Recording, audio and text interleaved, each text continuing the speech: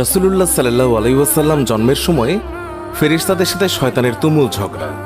যেই দিন ভোরবেলায় মহানবী সাল্লাল্লাহু আলাইহি ওয়াসাল্লাম জন্ম নেন, সেই দিন বিশ্বের সবগুলো মূর্তি মাটির দিকে নত হয়ে পড়ে। ইরানের রাজার বিশাল প্রাসাদের বারান্দা কেঁপে ওঠে এবং ছাদের 14টি প্রাচীর ধসে পড়ে। বিশ্বের সব সম্রাটের সিংহাসন উল্টে পড়েছিল।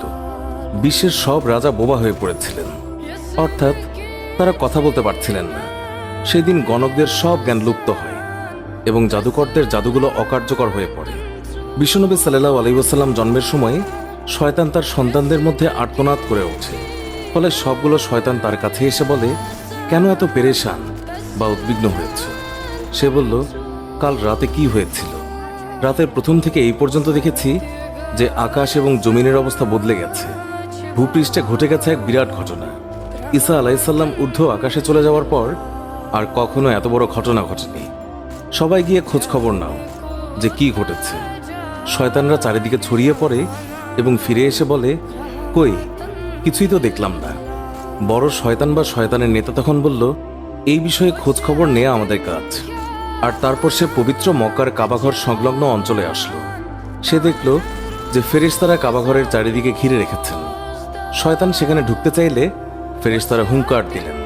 ফলে সে ফিরে আসে এবং চড়ুই পাখির মতো ছোট হয়ে হেরা পর্বতের দিক থেকে সেখানে প্রবেশ করে। জিবরাইল আলাইহিসসালাম বললেন, ওরে অভিশপ্ত, ফিরে যা।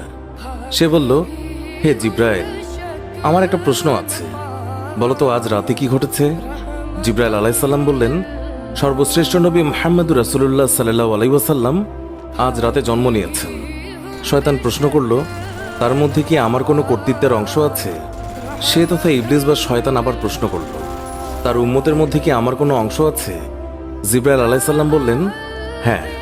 ইবলিস বলল, আমি সন্তুষ্ট হলাম।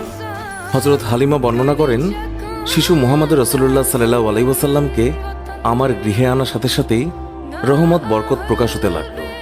এত পরিমাণ দুধ নির্গত হলো যে রাসূলুল্লাহ সাল্লাল্লাহু আলাইহি ওয়াসাল্লাম এবং তার দুধ ভাই একান্ত তৃপ্তির সাথে দুধ পান করে ঘুমিয়ে পড়তেন। আর উটনির দিকে চেয়ে দেখতে পাই সেগুলোর স্তন দুধে পরিপূর্ণ হয়ে গেছে। বিবি হালিমা বলেন, আমার স্বামী উটনির দুধ দহন করলেন এবং আমরা তৃপ্তির সাথে তা পান করে সারা রাত আরামে কাটালাম। দীর্ঘদিন পর এটাই প্রথম রাত্রি যাতে আমরা শান্তিতে ঘুমিয়ে পড়লাম। আমার স্বামী বললেন, হালিমা, তুমি খুবই ভাগ্যবান এক শিশু নিয়ে এসেছ। আমি বললাম, আমারও এটাই ধারণা, এই শিশু অত্যন্ত সৌভাগ্যবান। বিবি হালিমা আরও বললেন, মক্কা থেকে ফেরার পথে শিশু মুহাম্মদকে কোলে নিয়ে যে দুর্বল বাহনটিতে চলতে লাগলাম, মুহাম্মদ রাসূলুল্লাহ সাল্লাল্লাহু আলাইহি ওয়াসাল্লামের বরকতে বাহনটি এত দ্রুত চলল যে সবার বাহনকেই হার মানালো। আমার সাথী মহিলারা আশ্চর্য হয়ে বলতে লাগলো, এটা কি সেই দুর্বল সওয়ারি যার উপর আরোহণ করে তোমরা প্রথম এসেছিলে? তারপর বাড়ি এসে দেখলাম সমস্ত বকরিগুলো দুধে পূর্ণ হয়ে গেছে, অথচ কিছুক্ষণ পূর্বে সেগুলো দুধ শূন্য ছিল।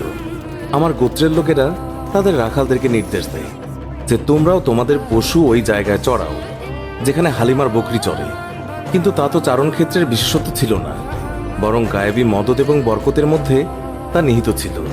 তা ওই সমস্ত লোক কোথায় পাবে? এইভাবে আমরা প্রায় তার বরকতের ঘটনাবলী প্রত্যক্ষ করতাম। হযরত হালিমা বর্ণনা করেছেন, তিনি কখনো শিশু মুহাম্মদকে উলঙ্গ অবস্থায় রাখতেন না। সেই রূপ করলেই তিনি চিৎকার করে কাঁদতেন। যতক্ষণ পর্যন্ত তার শরীরের উপর চাদর টেনে না দেয়া হতো ততক্ষণ তিনি ক্রন্দন থামাতেন না। হালিমা বলেন, যেদিন থেকে আমি জানতে পারলাম শিশু মুহাম্মদ সাল্লাল্লাহু আলাইহি ওয়াসাল্লাম উলঙ্গ থাকতে পছন্দ করেন না, সেই দিন থেকে আর কখনো তাকে উলঙ্গ রাখেনি। তার দেহ আবৃত করে রাখার জন্য সর্বদাই সজাগ থাকে।